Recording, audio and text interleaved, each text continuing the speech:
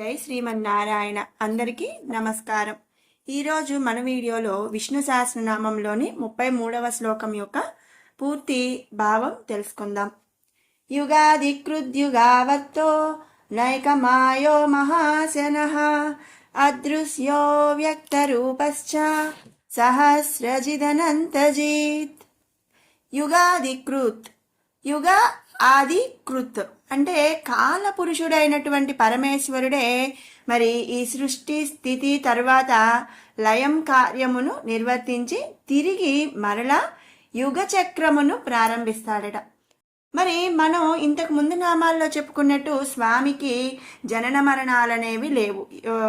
స్థితి అంటే పూర్వము ముందు ఇప్పుడు అంతా కూడా స్వామి ఉన్నాడు అని చెప్పి మనం ముందు శ్లోకాల్లో కూడా చెప్పుకున్నాము. యుగము, మరి యుగము ఆది కృత్. కృత్ అంటే ప్రారంభించినప్పుడు ఉన్నాడు అని చెప్పి అర్థం. యుగ ఆది అంటే యుగము మొదలు నుంచి, అంటే యుగ చక్రం ప్రారంభించినప్పటి నుంచి కూడా స్వామి ఉన్నాడు అని చెప్పి ఇక్కడ మనం తెలుసుకోవాలి. యుగాలు సంకరం కాకుండా వేరు చేసి యుగ ధర్మాలను స్థాపిస్తాడు శ్రీమన్నారాయణుడు. కాలపురుషుడు కనుకనే అతడు యుగాధికృత్ అని చెప్పి ఈ నామంలో మనం స్తుతించుకుంటున్నాము. తర్వాత నామం యుగావర్త. యుగావర్త మరి కాలపురుషుడైన పరమేశ్వరుడే కృత, త్రేత, ద్వాపర, కలియుగముగా యుగములను విభజించి ఈ కాలచక్ర ధర్మము చేత 4 యుగములను కూడా పునరావృతం, వర్త అంటే మళ్ళీ పునరావృతం చేస్తున్నాడు అనమాట.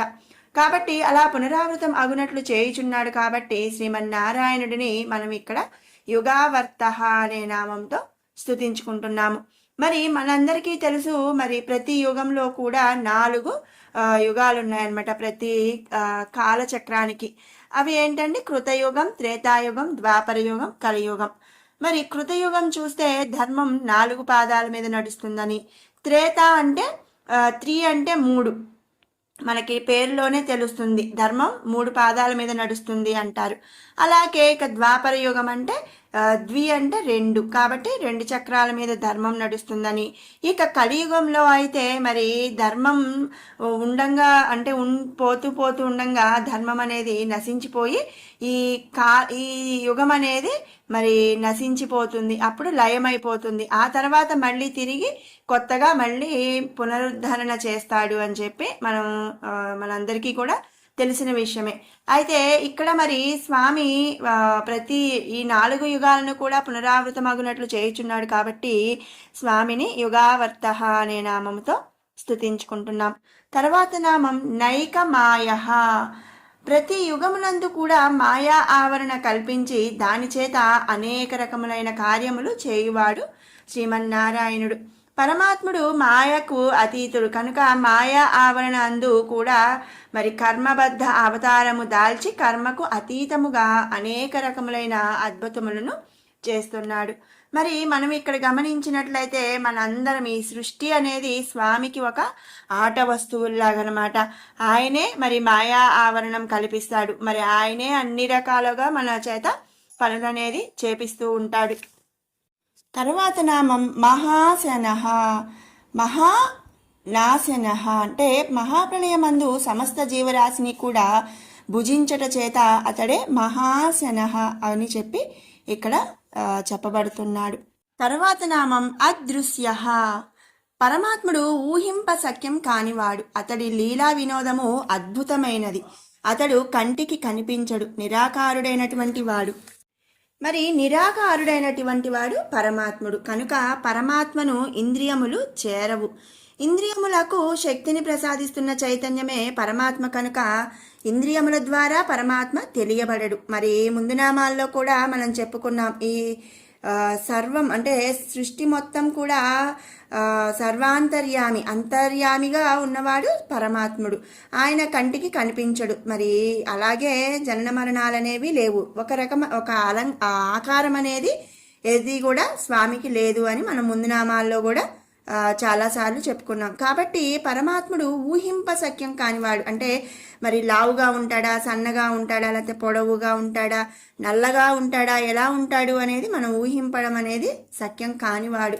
కాబట్టి పరమాత్మను ఇంద్రియముల ద్వారా తెలియబడడు కాబట్టి స్వామిని ఇక్కడ అదృశ్య అనే నామముతో స్తుతించుకుంటున్నాము. తర్వాత నామం వ్యక్త రూప. నిరాకారుడైన పరమాత్ముడి గూర్చి శోధన తర్కము ద్వారా జ్ఞానము చేత చేయు సాధన ద్వారా తెలుసుకొనవచ్చు.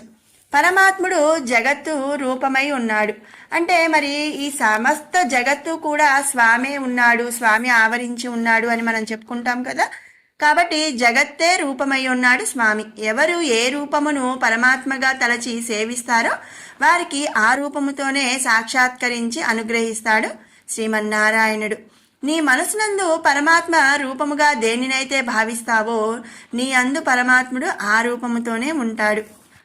మరి ఇంతకు ముందు అంటే మనం అందరం కూడా వింటూ ఉంటాము, స్వామి అన్ని చోట్ల ఉన్నాడు, అన్ని రూపాల్లో ఉన్నాడు, ప్రతి దానిలో కూడా స్వామి ఉన్నాడు అని మనం చెప్పుకుంటూ ఉంటాం. అంటే ఏంటి అంటే మనం ఏ రూపంలో మనం కలుస్తే అంటే ఒకళ్ళు శివ రూపంలో శివుణ్ణి ఆరాధిస్తే అందులో ఉన్నది పరమాత్ముడే. మరి ఆంజనేయుడు, విష్ణుమూర్తి, అమ్మవారు ఇలా మనం ఏ రూపంలో స్వామిని తలుచుకుంటామో ఆ రూపంలో మనకు అనుగ్రహిస్తాడనమాట సాక్షాత్కరించి. కాబట్టి స్వామిని మనం ఇక్కడ వ్యక్త రూప అనే నామముతో స్తుతించుకుంటున్నాం. వ్యక్త అంటే మరి మనం అనుకోవటం, మనం తలుచుకోవటం, మనం ఈ రూపంలో ఉన్నాడు అని చెప్పి మనం అనుకోవటం అనమాట. రూప అంటే రూపం, మనం వ్యక్తం అంటే మనం ఈ రూపంలో ఉంటాడు అని చెప్తే ఆ రూపంలో మనకి స్వామి సాక్షాత్కరిస్తాడనమాట. కాబట్టి ఇక్కడ వ్యక్త రూప అనే నామంతో స్తుతిస్తున్నాము. తర్వాత నామం సహస్రజిత్. సహస్రజిత్ పరమాత్ముడు యోగ నిద్రలో ఉండే కల్పములను జయించుచున్నాడు. కల్పము అంటే ఏంటి అంటే కృతయుగం, త్రేతాయుగం, ద్వాపరయుగం, కలియుగం ఈ 4 యుగాలను కలిపి ఒక కల్పము అని చెప్పి అంటారనమాట. ప్రతి యుగమునకు కూడా మహాప్రళయం అనేది సంభవిస్తుంది. మరి మరలా తర్వాత యుగం ప్రారంభం కావటానికి మధ్య సంధికాలం. మరి మనకి ఎలా అయితే పగలు రాత్రి ఉంటాయో అదే విధంగా మరి కృతయుగం అంటే ఈ కృతయుగం తర్వాత త్రేతాయుగం రావడానికి మధ్యలో కొంత సమయం అనేది ఉంటుందన్నమాట. మరి ఈ యుగం అంటే ఇప్పుడు ఉన్నది స్వామికి పగలు. మరి మహాప్రళయం తర్వాత మళ్ళీ యుగం స్టార్ట్ అయ్యే లోపు మధ్యలో ఉన్నది స్వామికి ఒక రాత్రి అనమాట. 1000 కల్పాల్లో అంటే 1000 కల్పములు వరకు కూడా స్వామి యోగ నిద్ర నుండే జయించువాడు కనుక ఆ నారాయణుడు సహస్రజిత్. సహస్ర అంటే 1000, మరి జిత్ అంటే జయించువాడనమాట. ఇలా 1000 కల్పాంతరముల వరకు కూడా యోగ నిద్ర నుండే జయించువాడు కనుక ఆ నారాయణుడు సహస్రజిత్ అనే నామముతో ఇక్కడ చెప్పబడుతున్నాడు. తర్వాత నామం అనంతజిత్. స్వప్రకాశుడు, కామరూపుడు. అంటే కామరూపము అంటే ఏ శరీరమైనా సరే ధరించగల వాళ్ళని కామరూపుడు అని చెప్పి చెప్తారనమాట. మరి అలా స్వప్రకాశుడు, కామరూపుడు అవటం చేత పరమాత్ముడు రకరకముల అవతారములను ధరించి వేలాది మంది రాక్షసులను జయించుట చేత అవధులు అవధులు అంటే ఒక హద్దు అనేది లేని ఒక ప్రకాశముతో వెలుగొందు వాడగుచున్నాడనమాట.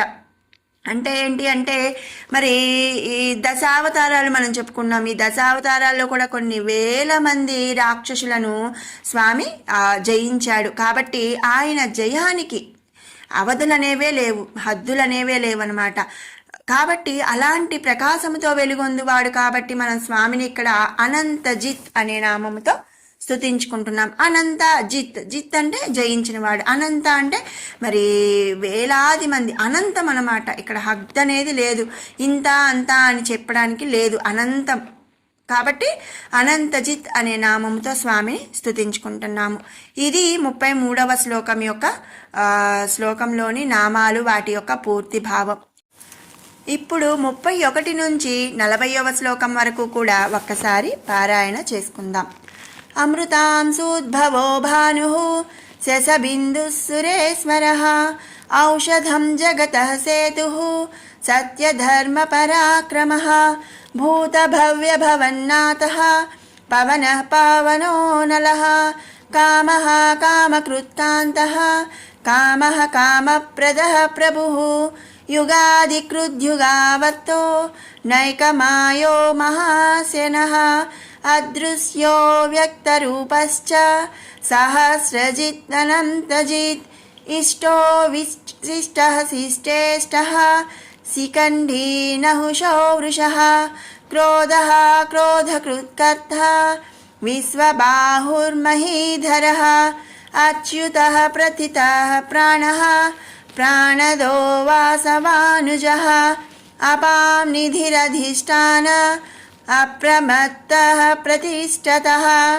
स्कन्दः स्कन्दधरो धुर्यो वरदो वायुवाहनः वासुदेवो बृहद्भानु राधिदेवः पुरन्दरः अशोकस्तारणस्तारः सूरः सौरिर्जनेश्वरः अनुकूलः शतावर्तः पद्मी पद्मनिभेक्षणः पद्मनाभोरविन्दाक्षः पद्मगर्भः शरीरभृत् महर्तिः बुद्धो वृद्धात्मा महाक्षो गरुडध्वजः अतुलः शरभो भीमः समयज्ञो हविर्हरिः सर्वलक्षणलक्षण्यो लक्ष्मीवान् समितिञ्जयः विक्षरो रोहितो मार्गो हेतुर्धामोदरः सहः महीधरो महाभागो वेगवानमिताशनः। ॐ श्री परब्रह्मणे नमः।